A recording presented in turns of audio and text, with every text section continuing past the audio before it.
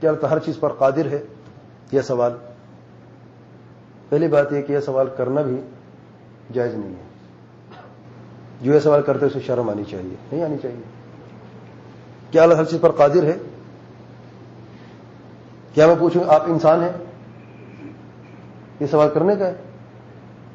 بعض سوال نہیں کیا جاتے، لیکن بعض لوگ صرف ایک ہی چیز جانتے ہیں کہ عقل جو ہے اس کو سیٹسفائی کرنا ہے، اور اگر عقل سکون میں نہیں رہے گی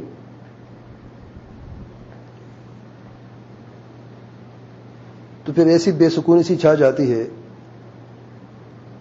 جب تک اس عقل کو اس کی مرضی کے مطابق سیٹسفائی نہ کیا جائے تو مزہ نہیں آتا.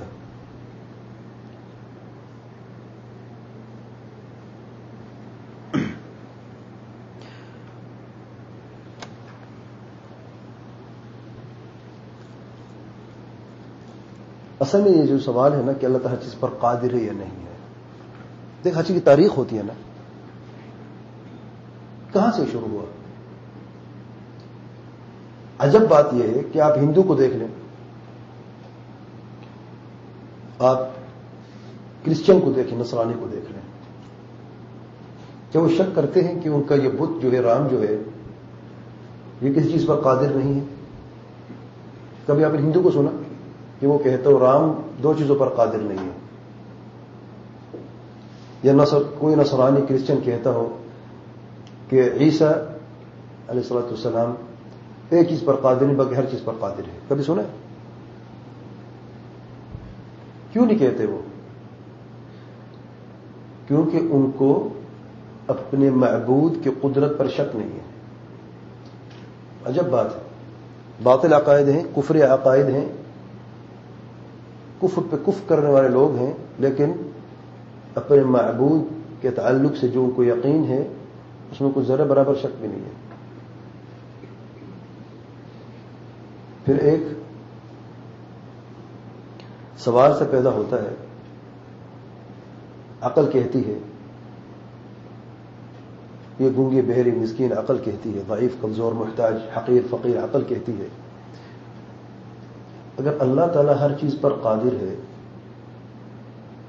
تو کیا اللہ تعالیٰ جھوٹ بول سکتا ہے؟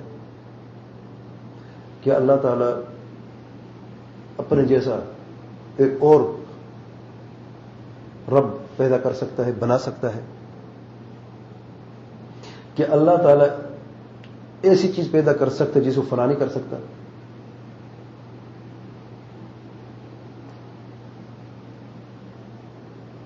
ایسے سوال، یہ سوال کب آتے ہیں؟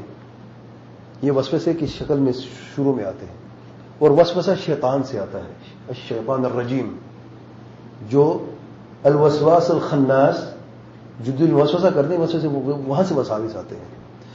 جب تک دل میں ہے تو وسوسہ ہے. میں نے کہا شکوک و شبہات کہاں تک لے جاتے ہیں؟ یہ وہی شکوک و شبہات ہیں کہ نہیں جو کہ کہاں تک لے کے آئے ہیں؟ زبان پہ کب بات آئی؟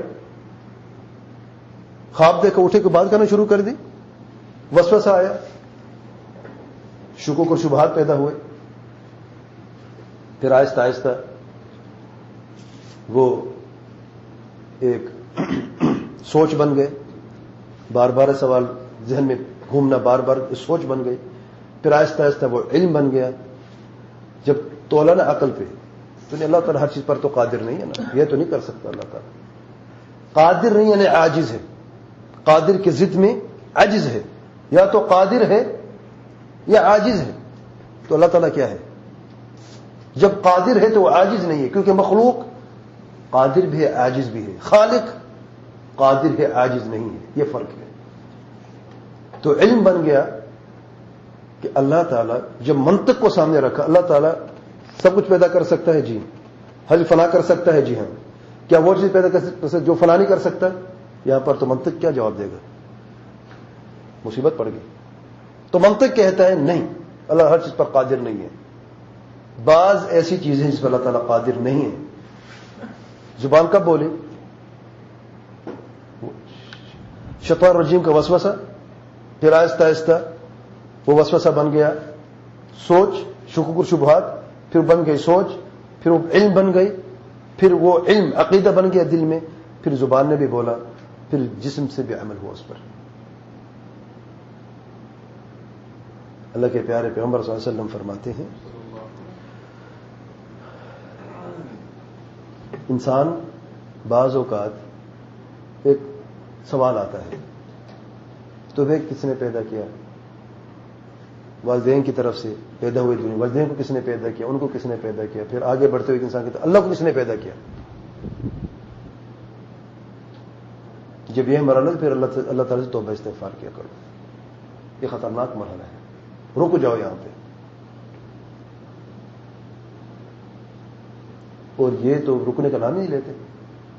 کاش رک جاتے اور کہتے اب یہ شیطانی بہکاوے، شیطان کا وسوسہ ہے، اب زبان عقل میں تو بات گھوم رہی ہے، کہیں یہ نہ کہہ بیٹھے کہ اللہ تعالیٰ ایک چیز پر قادر نہیں ہے.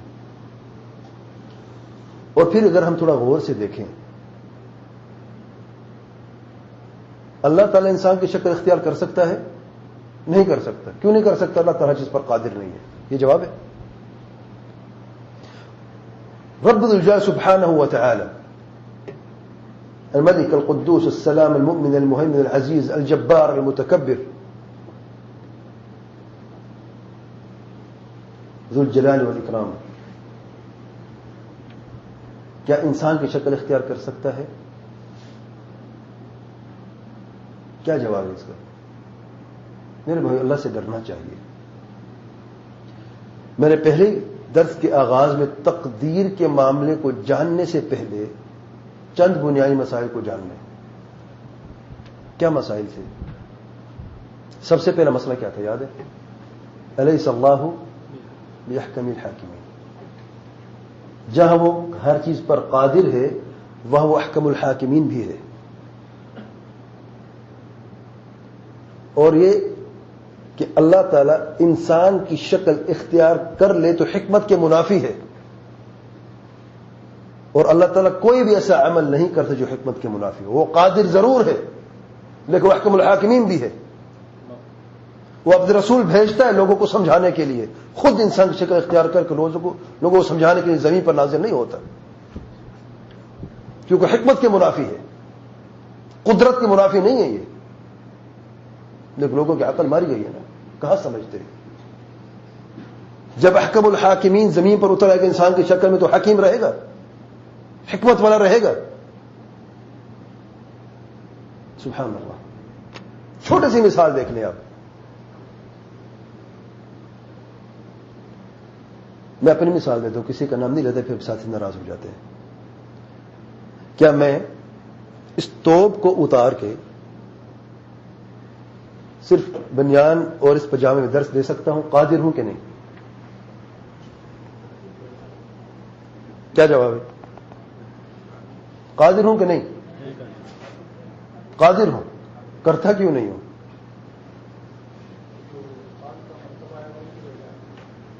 استاد مرتبہ نہیں رہتا نا، پھر پکڑ کے کہاں لے کے جاؤ گے مجھے؟ باقی آج کیا ہو گیا استاد صاحب، پکڑو اس کو لے کے جاؤ، اس کو علاج کی ضرورت ہے. سچ بات ہے. جب احکم الحاکمین زمین پر اترے گا انسان کی شکل میں، وہ رب باقی رہے گا. تو قدرت سے تعلق نہیں ہے اس کا، حکمت سے تعلق ہے. وہ احکم الحاکمین ہے لیکن ہر چیز پر قادر ضرور ہے. وہ